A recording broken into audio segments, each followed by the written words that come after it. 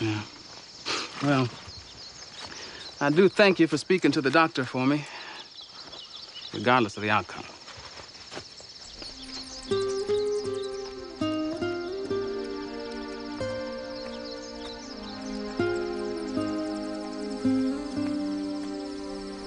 I looked at Dan's finely carved animals and wanted to cry.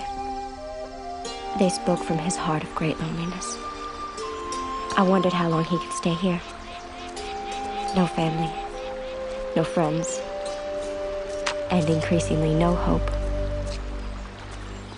'Tis the gift to be simple, 'tis the gift to be free, 'tis the gift to come down where we ought to be. And when we are in the place just right, 'twill be in the valley of love. But sometimes hope, like love, is blind. You're the stranger I've been hearing in the woods. Yes, ma'am. I didn't know that you were here. I would certainly have asked for permission to hunt your land. Well, it's your land just as much as mine. I'm just setting my table. I always put something extra down for my critters, and you're welcome to share it with me if you'd like. I know it isn't much, just beans and bread. No, ma'am, it's not that. It's just... Well, it's just that I'm new around here and haven't met many folks just yet. I can't place you're speaking. Kentucky. And where's your place? Well, I'm building myself a cabin down at the edge of Mission property. Mission, good people, good people. Yes, ma'am, they are. I like to feel the people I'm praying with. Oh, Lord, thank you for this food and for the fine young neighbor you've brought to my table. Amen. I'm Hattie McCabe. Daniel Scott. Welcome, friend. Thank you.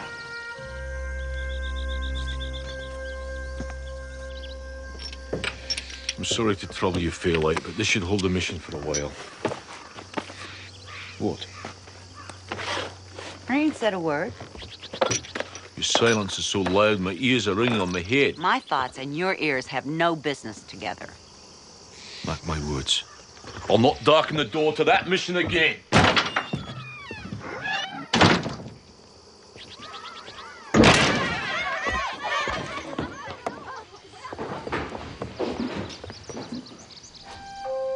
He's burning up. I thought it was a cold coming in. And then during reading class, George put his head down on the desk. I thought he had fallen asleep, but when I touched him, he... Go get me some water and a cloth. Rob, clear the children out of the doorway. I need the breeze. You want me to send them home? Do just as I say. Sponge him off. What's wrong with him? Dr. McNeil. Robert! What's going on? Find Fairlight. Gather the children outside the school. Keep them calm and check them quietly for symptoms. I'll come out as soon as I can. What is it? He's got no rash. Yet. Rash. Find a white cloth and run it up the flagpole.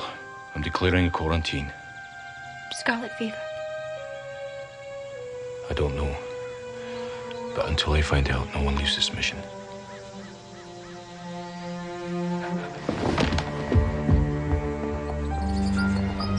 I hated raising that white flag over the mission. It meant we had surrendered to a grave illness. I'd fought ignorance, superstition, dirt, and intolerance. But something silent and deadly was stealing through my children. I felt it. I didn't know its name, but I felt its purpose. And it must not win.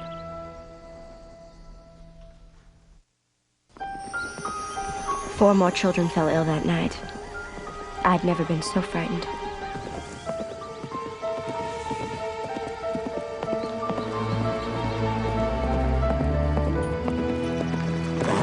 I saw the white flag on the way in. I came as fast as I could. 6 children are ill. It could be scarlet fever. No one leaves the mission or comes in. This is my mission. Sick or not, I serve these children. Fine then. You've been warned. Put that down! How many times have I lectured the children about not sharing the dipper, Miss Huddleston? Perhaps if you took better care of your children, instead of campaigning for Dan Scott, we might not have a medical emergency on our hands.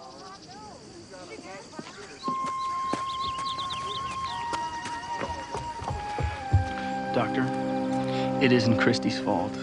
She has a gourd for every child with their name on it. But they've drunk after each other all their lives. I'm aware of that. But Miss Huddleston has to learn that bad habits can have deadly results. She knows that better than anyone. Her baby sister died of scarlet fever.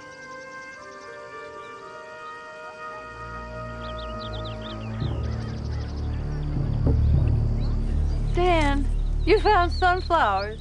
Yes, ma'am. They'll make a good color for that new apron you're doing. Sunflower yellow. Oh, yellow. I've forgotten. Tell me. Here. Come right over here. There. Now. You feel the sun on your face there? Yeah. Well, that's what yellow is like. Right. Hot. Happy. I've asked you to call out when you come by, Mr. Taylor. Thought I might help you. Fix your roof. I won't be needing your help, Mr. Taylor. A friend's gonna see to it for me. Fran. Yes, Daniel. This is Mr. Birdseye Taylor. This is my new friend. This is Mr. Daniel Scott. He's new here in the Cove. Sad a fact.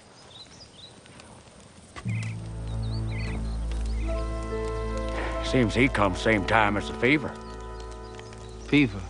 What fever? All the children down to the mission are stove up with a fever. Been wondering what brung it on. I best be going, Miss Hattie. You're a healing man, Daniel. They'll need your help. You go on now. Yes, ma'am.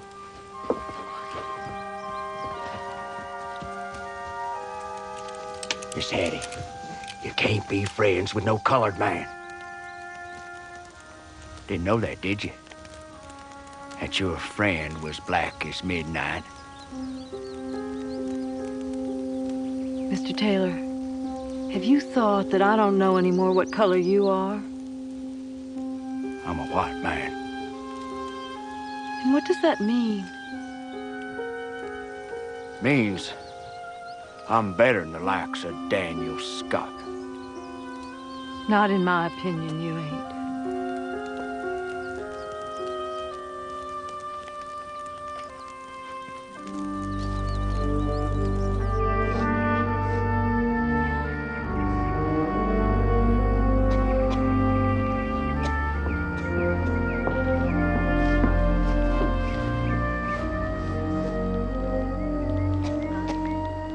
Miss Christy?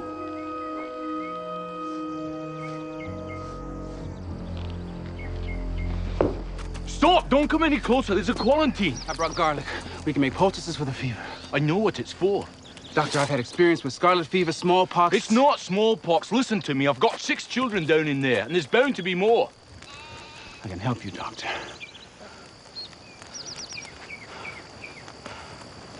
Dr. McNeil.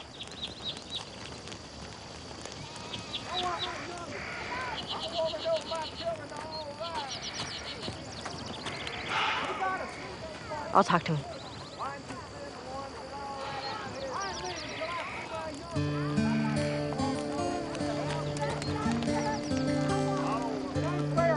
Can't I take my other young'uns back to home? No. None of the children can go home until I find out exactly what's causing the fever. Or who? No one is to blame. Everything was fine before. Before what? Before he came. Some folks are saying that he brought the fever. I ain't leaving my rod, as long as the dark man's around. Let me pace. Oh, I'm getting my young'un. Stand back, Swanee.